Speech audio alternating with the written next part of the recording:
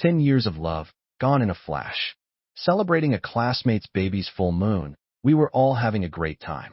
Amidst the joy, everyone started teasing me and a girl named Misty. Augustine, when are you two getting married? I took out a stack of wedding invitations and handed them out with a smile. The date is set. Everyone, please come and join us. Everyone was stunned for a moment. Then they started to tease us again. You two have been together for 10 years. It's finally happening. It wasn't easy. Unexpectedly, Misty suddenly changed her expression and poured a glass of cold water over my head. You're shameless for using all these tricks to force a marriage. I pointed to the name on the invitation and spoke coldly. Miss Imo, please look carefully. Is the bride's name yours? Misty was stunned, staring wide-eyed at the wedding photo on the invitation. The bride was clearly not her. Everyone else realized what was going on and began to whisper. The bride on the invitation is Lily, not Misty. I knew the wedding photo looked too strange. Turns out it wasn't Misty at all. Misty, embarrassed and furious, tried to snatch the invitation from my hand. I anticipated her move and quickly dodged. She missed the invitation and instead bumped into the edge of the table, looking even more disheveled and ashamed. In the past, I might have felt sorry for her. Now, I just found it laughable. Augustine, you hired someone to humiliate me just to force a marriage. Let me tell you, I don't care at all. You're just deceiving yourself. Her tone was still so arrogant, not even bothering to look at me while speaking. The others started looking at me differently. The class monitor sighed helplessly and stepped in to mediate. Guys, it's a happy day, don't go too far. You two have been together for so long. You should understand each other. Augustine, even if you're in a hurry, you shouldn't joke about marriage. And Misty, Augustine wanting to marry you is a good thing. You two should talk it out and avoid hurtful words. Misty glared at me coldly. You must have colluded with our classmates, right? Isn't this whole thing just to force me to marry you in front of everyone? Guess what? I won't cooperate with you. I will never let a despicable person like you succeed. Everyone exchanged puzzled glances, not understanding when they became my accomplices in forcing a marriage. I quickly explained to everyone. I would never joke about something as serious as marriage. Then I publicly reminded Misty. Miss Imo, have you forgotten? We broke up 6 months ago. Why would I force you to marry me? Did you forget what you did right in front of me half a year ago?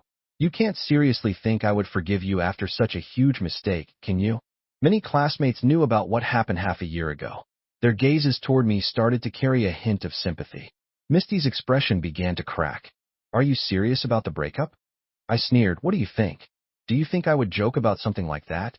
Half a year ago, I attended a former classmate's wedding banquet. Misty said she couldn't come, so I went alone. After the banquet, I left the hotel. Just as I stepped out of the elevator, I saw Misty walking in, arm in arm with a man. A sharp-eyed classmate pointed out, Augustine, isn't that Misty? I shook my head, denying it. How could it be her? She's at home getting my bath ready. My classmates burst into laughter, saying how lucky I was. After they left, I quietly followed Misty. I watched her walk arm in arm with the man into a hotel room. Before they could close the door, they were already embracing each other. The man chuckled. Senior, aren't you afraid your boyfriend will find out? Misty sneered. So what if he finds out? Would he dare leave me? The man teased. Oh, you're so bad. I love it, but let's be careful. Misty's hand slid down the man's chest. Coward. Even if he finds out, I'll just explain a bit, and he'll definitely forgive me. Don't worry, just take good care of me. I couldn't take it anymore, and kicked the door open. We're breaking up. With that, I turned and left. I thought Misty would at least pretend and chase after me to explain. However, all I heard were mocking voices behind me. Misty, aren't you going to chase after your boyfriend?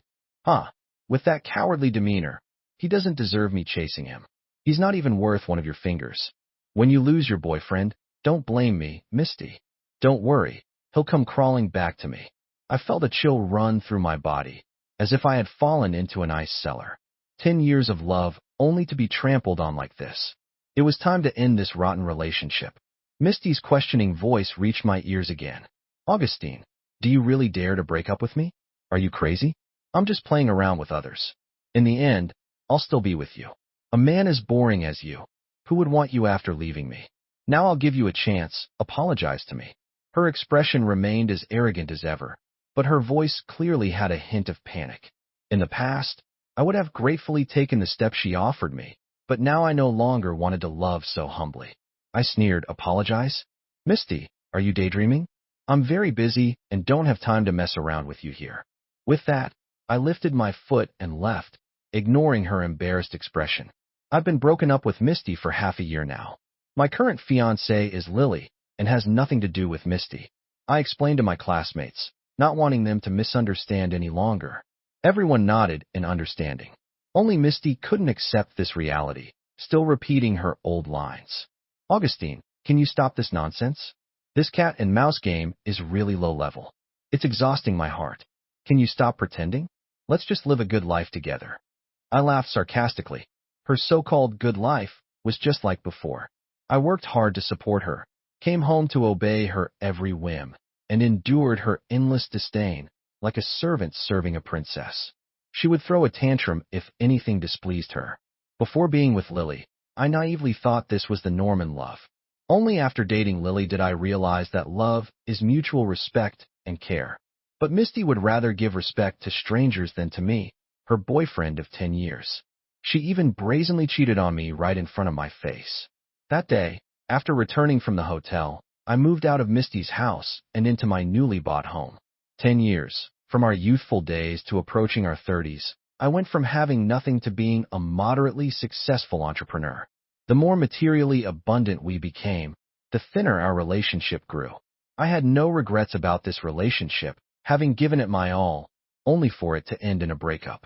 In the half year since the breakup, Misty never once reached out to me. She maintained her proud attitude, waiting for me to admit my fault. Later, her friends called me multiple times, saying Misty was there and inviting me to hang out. I pretended not to understand their hints and refused. They also pretended not to understand my resolve, thinking I was still playing games with her. Misty, let me remind you once again, we are broken up. I'm not playing with you. I already have a fiancé. With that, I bid farewell to my classmates, ready to pick up Lily. At that moment, Lily appeared before me, her face bright and cheerful.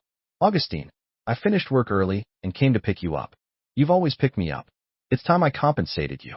Lily's words, like a gentle breeze, touched my heart deeply. I couldn't help but hold her hand. Sure. Then I introduced her to everyone. This is my fiancée, Lily. Lily politely greeted my classmates. They quickly warmed up to her. Only Misty glared at her with jealous rage. Lily, you bitch. How dare you seduce my boyfriend? We've been together for 10 years, and you think you can just step in? You're nothing but a shameless mistress. She lunged forward, trying to pull Lily's hair. I pushed her away, protecting my fiancé behind me. You crazy woman. What gives you the right to slander my love? Misty burst into tears. How can you treat me like this? Don't forget, you swore to protect and love me for life. I didn't have time for her. My attention solely on Lily. Lily's face was pale, her body trembling. I picked her up and walked away. Misty blocked my path, continuing her nonsense. Augustine, explain yourself. What do you mean by this? Are you trying to provoke me with Lily? Do you think I don't have other men? She then deliberately picked up her phone and dialed someone. Hey, Junior, come pick me up at the hotel. Huh. She thought this would get to me, but all I cared about was Lily. I coldly looked at Misty, my tone devoid of warmth. I've made it clear. We have nothing to do with each other anymore. Lily is my love. Step aside. Misty stared at me, tears streaming down her face. I ignored her and left with Lily. Lily wasn't feeling well, so we canceled our dinner plans. I put her in the car and sat her in the passenger seat, my tone anxious. What's wrong? If you're not feeling well, I'll take you to the hospital. Lily clung to me, crying softly. Augustine, I'm not the person she says I am. I decided to be with you only after you two broke up. I didn't intentionally seduce you, nor do I want to be the other woman in your relationship. I stroked her head, comforting her with concern. I know what kind of person you are. We've known each other for years. How could I be swayed by her words? With my comforting, Lily slowly calmed down. I took her back to our home, where we made dinner together. Usually, she cooked, and I came home to a delicious meal. Tonight, since I was home early, I showed off my cooking skills. Lily helped me and looked at me with admiration. Augustine, I didn't expect you to be so good at cooking. What's the big deal? I've been cooking since I was 16. As I boasted about my culinary skills, Lily suddenly hugged me from behind, her voice filled with heartache. Augustine, from now on, let me handle these things. You've worked hard all these years, balancing work and house chores. Hearing this, my eyes welled up. For 10 years, I had worked tirelessly to support Misty, while also cooking 3 meals a day for her, but she never cared or appreciated me. Instead, she criticized me daily. As I was reminiscing about the past, Misty called me. Tomorrow is my mother's death anniversary. You better kneel in front of her grave and beg for her forgiveness. My face turned pale. Every time Misty used her mother to threaten me, I would give in. This time was no different. After hanging up the phone, I lost my appetite. Lily looked at me cautiously, hesitating several times before speaking. Augustine, did something happen? Is it related to Misty? I nodded. It is related to her, but don't worry. I'll handle it soon. To avoid worrying Lily, I forced myself to eat a few bites of food. That night, I tossed and turned, unable to sleep. Feeling sorry for me, Lily started singing a lullaby. At first, I wanted to laugh. After all, I'm not a child who needs to be soothed like this, but as she gently patted my back and hummed a soothing tune, my worries slowly faded. I slept well for the rest of the night. The next morning, Lily had already left for work. She had prepared breakfast and left it in a warming tray for me. She also left a note, reminding me to eat well and rest. Such tenderness touched my heart deeply. But thinking about today being Aunt Mo's death anniversary, I had no appetite. I didn't go to the office all day. Fortunately, the company could run smoothly without me. Misty called countless times, but I didn't answer. It wasn't until the afternoon that I finally left home. As I did every year, I bought some offerings and went to Aunt Mo's grave to pay my respects. Misty was already there, waiting for me. Seeing me, a flash of joy crossed her eyes, but it was quickly replaced by arrogance and disdain. Augustine, do you think you deserve my mother? My mother kindly took you in, worked hard to raise you, and died early because of you. And how do you repay her? By being with another woman? Have you forgotten that you promised her on her deathbed to take care of me for life? I ignored Misty and quietly placed the offerings. I lit incense and candles for the old lady. After finishing these tasks, I knelt silently in front of her. Several times, I knelt before Aunt Mo, out of respect and gratitude for her. It had nothing to do with Misty. When I was 10, my parents died in a car accident. None of my relatives wanted to take me in. I thought about joining my parents. Thankfully, kind-hearted Aunt Mo took me in. From then on, I treated her like a mother. Unfortunately, the good times didn't last long. When I was 16, Aunt Mo passed away due to illness. Before she died, she asked me to take care of Misty until she became an adult. I tearfully agreed, letting her go in peace. Misty, a year younger than me, liked to follow me everywhere, both at school and at home. I took special care of her, loving her like a sister. However, 2 years after Aunt Mo's death, Misty asked to date me. Out of a sense of gratitude, I agreed. From then on, Misty comfortably enjoyed my support. Whenever she did something excessive, I would forgive her for Aunt Mo's sake. After all, she was also a poor soul, having lost her father young and being raised by Aunt Mo alone. After Aunt Mo's death, I was her only family. But my love and indulgence did not earn her understanding. She became more and more unreasonable, trampling on my limits again and again, until I couldn't bear it anymore. If Aunt Mo could see us from the afterlife, she would surely be disappointed by our relationship. Thinking about it, I knelt once more to the old lady. Auntie, I believe I have fulfilled what you entrusted to me. From now on, Misty will have to rely on herself, but after I get married, I'll still visit you often. With that, I stood up, ready to leave the cemetery. Misty angrily grabbed my arm. Do you think you can just say a few words and sneak away? I brought you here to repent, not to escape responsibility. What do you mean she has to rely on herself? Are you really going to abandon me? Kneel down. I'll give you a chance to rephrase. Misty pulled at me, trying to force me to kneel in front of the grave again. In the past, when we argued, she always used this trick to punish me.